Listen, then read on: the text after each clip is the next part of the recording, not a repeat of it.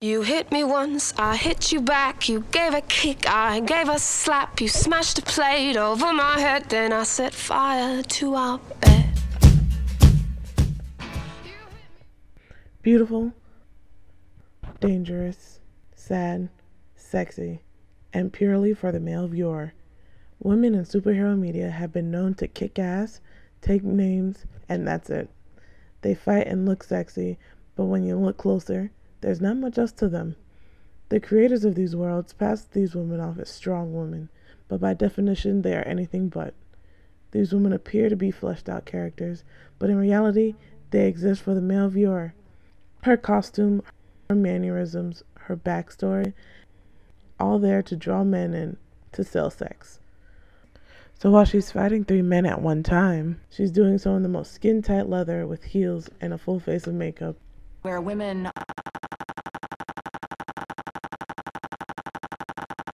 appear to be empowered. They are carrying the story, they're the action hero. But again, when you peel back a layer or two, you discover that it's not really about their agency. And I call this archetype the fighting fuck toy, because even though she is doing things supposedly on her own terms, she very much is objectified and exists for the male viewer. To create a fighting fuck toy, you take a pretty young girl, give her a skill, and one single tragic event, finally find the right combination of cleavage, abs, and skin. There. Now you have your very own strong woman. The difference between trying to pass off a strong woman and actually having a strong character can be very minuscule.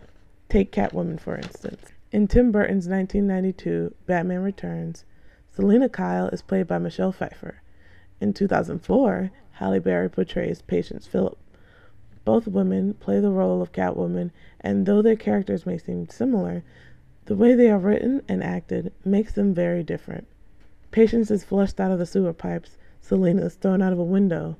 The real difference between these two women can be seen in their transformation scenes. Selina almost descends into Catwoman as she has a mental breakdown trying to process what has happened to her. Patience, on the other hand, dives into Catwoman, moving her body and caressing the leather.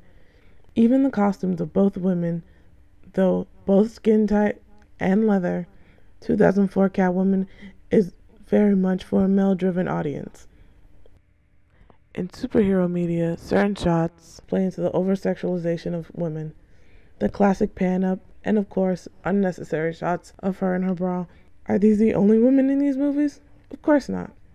It's not like there are no well-rounded female characters in these movies. Women who are smart and may or may not be physically strong, who don't necessarily have a tragic past, and they are always more than capable of standing alone and taking care of themselves. Of course, these characters just so happen to be far and few apart.